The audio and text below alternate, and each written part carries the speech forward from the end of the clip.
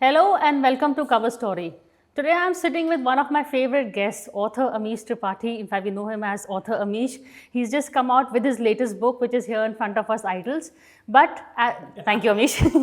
But as a special bonus, we also have his co-author Bhavna Roy with us. She is his sister. Bhavna is a qualified IAS officer. After that, she worked as a volunteer with special children and then with an NGO in Nashik. This is Bhavna and Amish's second book. It's the companion to Dharma. And Amish, of course, well known. He's been one of the longest serving directors at the Nehru Center. We've all been reading his Ramchandra series, his Shiva trilogy. And in fact, we had a conversation on your last book, which was on the Ravan book. But Amish, Idols is a very interesting book, and the fact that, over here you've picked up a very controversial topic because, you're talking about Murti Puja, and you're actually, in an age where the liberals and everybody looks up and says, okay, Murti Puja kaun karte hain, and, this kind of looked down upon. You are justifying it, you're finding an explanation for it. So just, what was the trigger for the book? And tell us first, both of you, what the book is about. Amish first. Well, the trigger was various incidents that happened. Most of my readers, as you know, are the youth. I've met youth who say that, we are very proud Hindus, but we are not idol worshippers because we know idols are not gods. We've had debates and discussions with people who've come home at times and who say, don't use the term idol worshipping, say Murti Puja, because idol worshippers were what the Greeks or the Celts or the Egyptians did. So, I actually told them, then we should throw those cultures under the bus. Is that what you're saying? They'll say yes. And, this is India, among the last surviving idol worshipping cultures. We are the only pre-Bronze Age culture that is still alive. And even here, a song like Patthar Ki Puja Karke Hari Mein Hari can get made. Think of the words. Someone actually writes that song. In your book also, say Hari Na Hari. Yeah, correct. You say the words together, you can interpret it. And common people make such a song a great hit, right? So, we were exploring why is it that Indians think this way, even though we are the last surviving idol worshipping culture. And over the last 2000 years, there's been a tide of history. Idol rejecting cultures went around the world massacring millions, perhaps hundreds of millions of idol worshipping people across the world for just one crime alone, that they worshipped idols, right? And that's how most of the idol worshipping cultures died out. They were killed, right? But you find almost no case study of the reverse. No idol worshipping culture went around the world saying, if you're not worshipping an idol, I will kill you, I'll kill your entire village, I'll kill your entire country, your civilization, destroy your universities, destroy your worship places. No idol worshipping culture did this. And it's worth exploring. Why not? What is it about idol worshipping cultures that makes us intuitively liberal, right? And if we are among the last surviving, then it is our duty to speak up for this culture. We Indians have to speak up for it. Because I'm not saying all idol rejecting cultures are bad. There are good things in them as well. Or that we are perfect, idol worshippers are perfect. We have some faults too. But we must speak up for our way of life. So Bhavna, taking off from where we spoke about the fact that you're not saying that it is a good thing or a bad thing, but everything has pluses and minuses, and idol worship is something that, from what I can gather from the book, correct me if I'm wrong, a lot of people want to have a personalized form or picture of a god, which helps them identify. But doesn't that make it also very subjective? My god is the way I see. Some people would identify with Shiva, some with Ganesh, some with another god. But that is the idea, one of the ideas behind idol worshipping, because I would say, Priya, that in the recent years, self-improvement, transformation, self-work, self-understanding, these kinds of growth, personal growth. These concepts have fallen on the shoulders of fragile shoulders of relationships, particularly the marital relationship. You're supposed to you help me understand myself, and I'm supposed to help you understand yourself, and this is a growth story. Also work. We look for self-development and growth and personal sort of a flowering from our workspaces. These are things that human beings turn to communities and religion in an earlier era. This is placing tremendous pressure on relationships today, and it's making the workplace a bit wonky. Work is not about work anymore. I can see how you're related. We both call it as it is. It's making it a little strange. Work is not about work anymore. Business is not about money making, or the profit motive. It's about personal growth and self exploration. We want to take,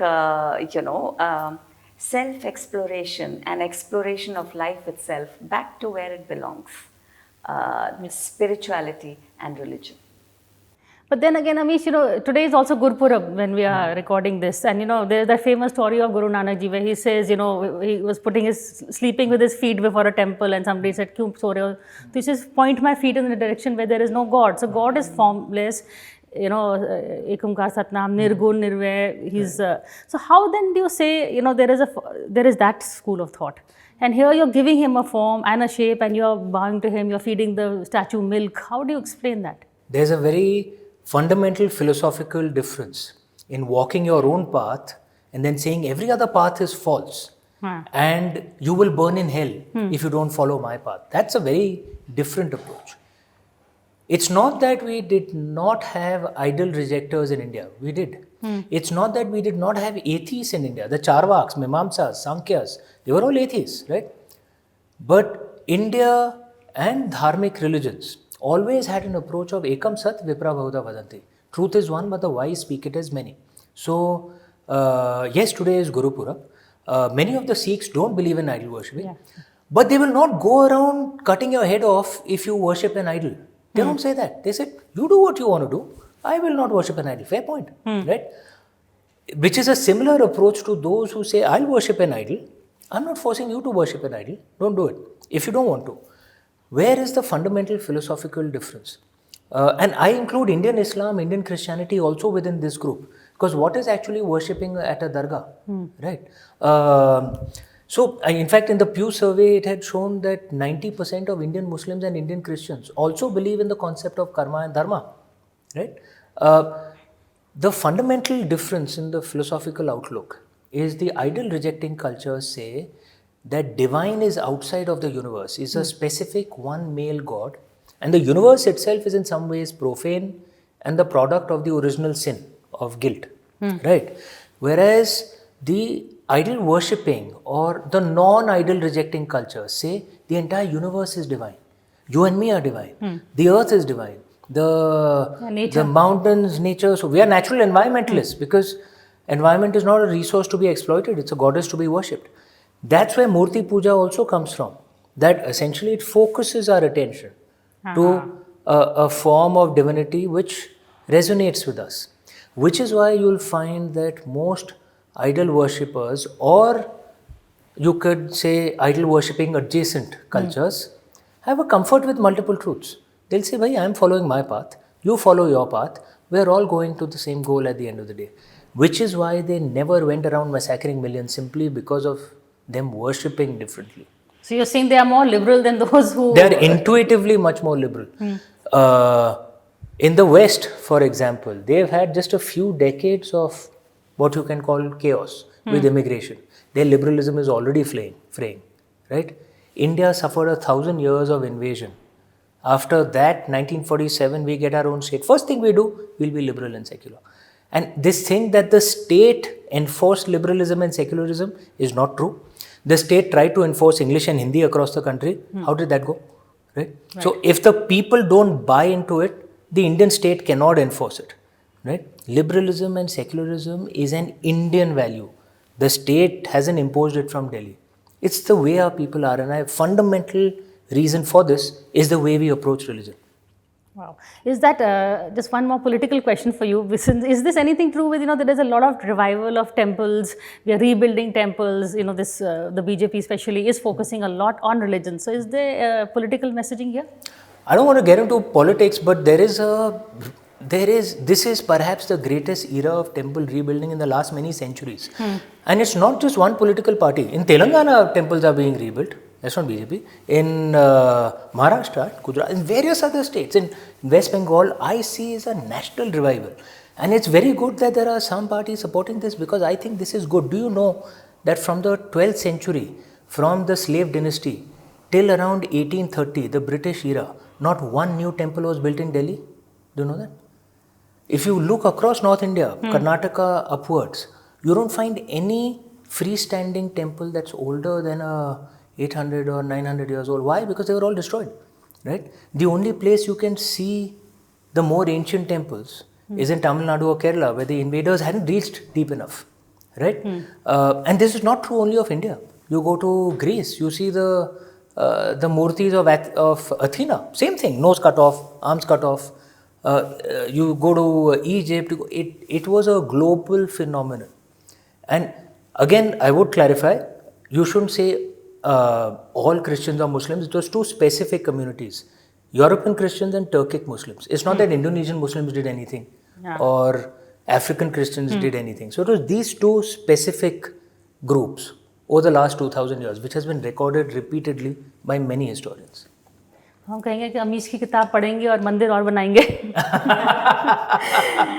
But Bhavna, in fact, I want to tell my viewers also and Amish's readers and Bhavna's that this book, as opposed to other books, is actually it's got a very nice format. There is a conversation taking place between a family where it's like a Socratic dialogue where they actually question. There's a believer, disbeliever. There is various people. There is of course the family elder. So a lot of questions come out in that conversational form. And you are both, part of a family. And, is this something that used to happen in your homes also? And what made you think of this format, Bhavna? So the credit for the format goes entirely to Amish. Let me share this with you. Was he the one asking questions or answering questions? Even more fundamental. He created the characters. You see, in the creative field, Amish and I are a bit of a yin and yang combination. I'm the Prakriti to his Purush, in the sense, I have ideas in my head, and my ideas can spill all over the place. I had initially written actually a single manuscript, which has been converted into 2 books, Dharma and Idols. Okay. And I had sent it to Amish. And he called me up and said, Didi, this is just not working. It's extremely academic and it's difficult to work your head around it. So I said, okay, what do I do? He said, okay, you leave it to me. He created this lovely family. Yeah. And I love the way they keep having samosa breaks and pizza breaks. And wine breaks. And wine, yeah. That is true. So there is Dharmaraj and there's Lopamudra, the old couple, and their daughter Gargi and the son-in-law Nachiket. These characters were Amish's genius. And even the naming, the nomenclature is not casual. It has, Dharmaraj and Nachiket, go back to the Kathopanishad, the great dialogue between Dharmaraj, Lord Yam himself, the god of death, and Nachiket, the quintessential disciple, figuring out life and living and Atman and Brahman. Lopamudra, the mother-in-law, is, harks back to our Rigveda. She was a great Rishika, the wife of Agastya Rishi. Her reincarnated form is actually the river Kaveri that is being fought over by 2 states, unfortunately, in current times. She is being fought over. Gargi, the daughter, harks back to the Brihadaranyaka Upanishad. She was also a Rishika, a feisty feminist from the ancient days. So, he created this nomenclature, this lovely family, the conversations. We added 2 characters in Idols, Anirban and Dr. Adarsh, which again was Amish's genius. Wow. So, I like him. He's. You like Anirban? Yeah, so and Dr. Adarsh also. So can I tell you the genesis of Anirban? Yeah, please do. Yeah, why did he take birth? So I do believe that fortunate are the authors who are blessed with extremely tough editors. Okay. Because our editor, gave a huge pushback to the first version of the manuscript.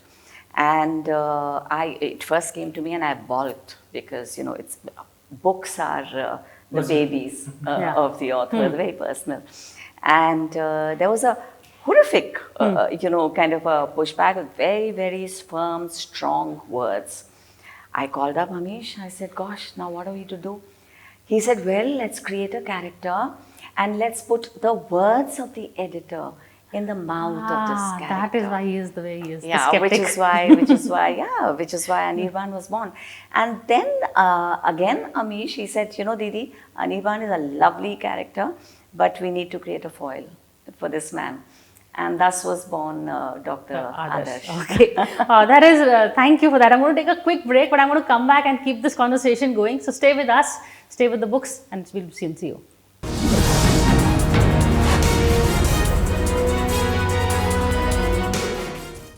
Hello and welcome back to Cover Story. We are in conversation with Amish Tripathi and Bhavna Roy, who've co-authored Idols, which is their latest book. But Amish, how do you? And in fact, I wanted to also, before I go into the book, you just come back from this Oxford Union debate where you also, spoke about the topic was God is a delusion. So that's tying in with a lot of the skeptics about who don't believe in Murti Puja, etc. I'm waiting for that debate to drop on social media, but tell us a bit about that. It was fascinating, and you can imagine this subject, at Oxford, which is, quite leftist in orientation, and the subject being God is a delusion, and of course we were saying no, God is not a delusion. I think it was an interesting debate because many of the people saying God is a delusion were atheists and Western atheists. Really intelligent people, Alex and Dan Barker, very intelligent people. Richard Dawkins was also there, supporting them. But their entire conception of atheism is a reaction to the Abrahamic religions. So they are prepared only for that kind of argument. And many of the Western atheists exhibit characteristics of the Abrahamic religions as well. So they see the world in binaries, good, evil. You're either on my side or you're against me. Yeah. Which, the dharmic religions, we don't see it that way. Right? We don't see the world in binaries. So I guess many, particularly, Lord Singh, who was a Sikh gentleman out there, and me, and I was representing the Hindu point of view. We, I guess, came out of left field for them because they don't know how to react where a religion says we don't have a concept of blasphemy. We have no problem with science. We are not saying you're with us or against us. You can be an atheist and still be a Hindu. And I quoted ancient schools like Sankhyas, Mimamsas, who are ancient schools, but they're atheists. They don't believe in a creator God, no problem, right? Jaina, Bodha, these two, they have very strong atheist schools. So many of their arguments against religion are essentially arguments more against the Abrahamic religion rather than all religions. And the last thing which I left out there is you have every right to be an atheist, but at least I believe that we must debate, right? But this can only be said in Hindi. Shabdon ki kuch maryada honi chahiye. I'm not a Christian, but if I see a Western atheist referring to Jesus Christ in a particular way, or even I feel bad, yaar, ye matlab question, but shabdon ki kuch maryada honi chahiye. You're talking about a divine figure, right? Which is at least maybe that is something that we Indians can teach the West of how because our traditional way we can have debates, but it's always Satyam Bruhat, Priyam Bruhat, na Bruhat Satyam Apriyam. Speak the truth, but speak it with love. Learn the value of good manners. There are certain words that should not be used, even if you're opposing religion. Yeah. Now you talk about harmony and disharmony, and when disrespect comes in, that creates you can disagree without being disagreeable. Yes, that is a very quotable quote. But you also talk about the importance of the concept of Isht Devta. Can you explain what exactly do you mean by that? Does it mean a personalized God? Just explain, you better at it. I think Didi would say this beautifully, but I'll just say it very crisply and then leave it to Didi. That there is, of course, a Nirgun Nirakar, formless divine. That is a part of all the dharmic religions. We have that concept. But it's also believed that human beings need a way to come closer to that, because often Nirgun Nirakar becomes very difficult to understand. And that's why Ishta Devta actually helps it. It's in a way a conduit to get closer to that, and also works at more of what our personal issues are. All of us are different. And then Ishta Devta actually works for us. I'm by nature a slightly rebellious person. So I'm obviously attracted to Lord Shiva. You know? Someone else, may be a feminist and therefore is obviously attracted to Devi, right? Someone else may be a compliant person, therefore obviously attracted to Lord Ram. But sorry, I've taken too much time. I think you'll say it best. No, actually, when I picked up your books, I was thinking which book to give as a gift to whom regarding the nature of their personality. So what he said is, actually, I think it works. But So, Priya, I'll explain the concept of the Ishta Devta through an anecdote, two anecdotes actually, about my mother and myself. Because, to begin with, an Ishta Devta is a chosen deity, god or goddess. And you get pulled towards an Ishta Devta or an Ishta Devti without understanding why. Understanding, your heart gets pulled. subjective. Yes, it's very, very, it's a heart thing, not a mind thing. We're four siblings, and me, the eldest, the bully, and Amish, of course, has a twin, Ashish, and then Oh, I didn't know that. 12 minutes elder. Yep. Oh, he's elder. Yep. He is elder. Okay. Hierarchy counts. Okay, yes. Especially if you're the older one. And then there's Anish, who's 2 years younger than me. I'm talking about the time then when I must have been 11 or 12 years old, the oldest. We used to live in a hick town called Kansbahal near Raurkela in Odisha at the time. And my parents were first in Mumbai, and then my dad got transferred to Kansbahal. He worked with L&T at the time. And my brother and I, the older two, were sent to boarding schools in Missouri. And the twins were too young at the time, so they remained at home, but they were speedily sent to Ooty, a few years later.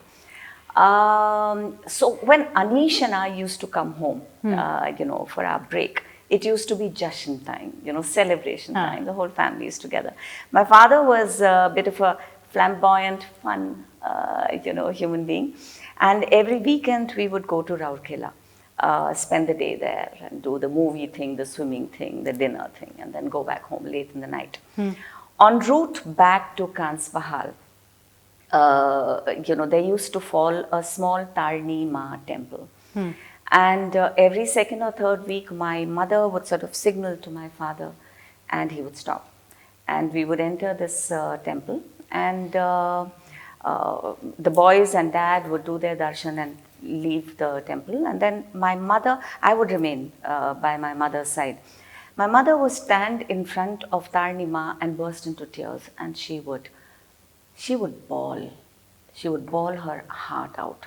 And I remember, I can relive that emotion right now. I used to be angry. And I used to be angry at the deity for making my mother cry. I couldn't understand what was going on. And none of us spoke to my mother about it. She would do her crying, and then we would leave the temple, and we would sit in the car, and my mom would transform into her even more enhanced, positive, vibrant, fabulous self. Ma never pulled me in my childhood. My Ishtadevta was Lord Shiva, except for the 2.5 years when my husband fell ill. And that was the only period in my life that Ma Durga pulled me. I would go to the Durga Ma temple and burst into tears. And I would cry and I would bawl and I would work out my fears, my anxieties, my dread, my helplessness. And I would drain myself out and then come back to looking after my husband. Those are the only 2 years, the 2.5 years that Durga Ma pulled me to herself. I do not try and understand it with the mind. I thank Ma for having helped me walk that very, very difficult, the most difficult period of my life with felicity. Thank you. No, but that, thank you for sharing that with all of us. And the fact that, but we still, there are people, the skeptics, who will, question you. How do you answer those, first of all, because in your stories, when you write about Ram, Ravan, this thing, you give each character life, there's a backstory, there is a certain, this thing to it. Is it also maybe it's a vehicle of communication, for a way of identification, making it a more personal connect. Is that the reason? It is, yes. And look, if there is something that has survived for so long, despite so many attacks, and if it has still kept our country reasonably, many nations also show post-traumatic stress disorder. Yeah. Right? If they suffer repeated invasions, you see that in the Arab world. The Arab world suffered invasions from the same people who invaded us. The ones who destroyed the greatest Arab empire were the Turks. Same people invaded us too. Okay, and the Delhi Sultans and Mughals didn't look like Ranveer Singh or, they were, to us they would have looked Mongoloid. They were Turks, right? But you find even today in the Arab world, there's still post-traumatic stress disorder out there. They haven't come, because after that the Europeans came, same people came here. Whereas India is still relatively stable, relatively calm. Per capita violence is relatively low. I think a large part of it is actually our spirituality.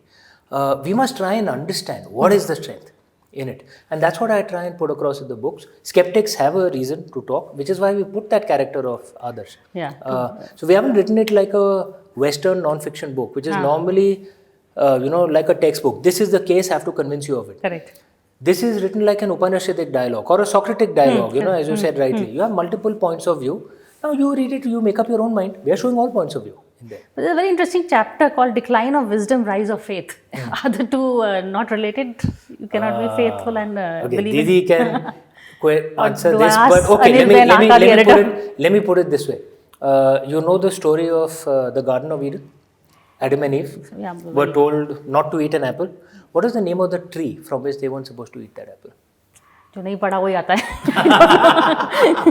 It's the tree of knowledge. Yes, of course. The tree of knowledge of everything. Okay. That shows an attitude, because see, knowledge has risks. I'm not deriding that attitude, because knowledge is often a path to unhappiness and destruction. Frankly, we see that in the modern West, right? That was never the dharmic approach. Now, so if you want to stay away from knowledge, have faith. It'll keep you happiness. Very nice. And nothing wrong with that choice. I'm not deriding that choice. It's a fair choice. But in the Indian way, we are not told to stay away from that apple. We are told to go for the entire tree, right? But we are told we must prepare ourselves for acquiring knowledge first. Viveka, right? That's the entire concept actually in all our scriptures. Prepare yourself and then go for that knowledge. And once you've learned everything that there is to learn, you get nirvana, you get moksha, you become God, right? So, yes, there is at times a choice. Central in our way of life is not faith. Central is wisdom. You can have faith or you cannot have faith. Faith is, I have faith. It's a good thing to have, but it's not central. Central is wisdom. Okay. Priya, around 3,500 years ago, a huge schism appeared in religion. With the birth of the Abrahamic God. The eldest child, of course, Judaism, and the younger two, siblings that went and, carried out the diktat, the doctrine that was put down against idol worship. In the books of the oldest child, actually, the Torah in the Old Testament, it's very, very clearly doctrinal that idol worshipping is evil. It's devil worshipping. Having said that, we're working on a particular project. We do feel that, all religions of the world can be divided into two basic simplistic divisions. One is the external social reform driven religions, and the other is the internal explorative religions. Both politics and wisdom and imagination are essential human traits. So you find that those religions that were born with an external prism invariably developed wisdom roots. Judaism with its Kabbalahism, and Christianity with its Gnostic approach, and Islam with its Sufi stream. And those with an internal explorative kind of a centrality, as Amish said, developed political expressions. And I use the word politics in its best format. There's something called good politics as well. Wow, that is a very enigmatic note to end this on, but I'm afraid we're out of time. So thank you for watching this, and we await your next book and maybe more conversations on this book if I can get the both of you again. But thank you so much for this conversation.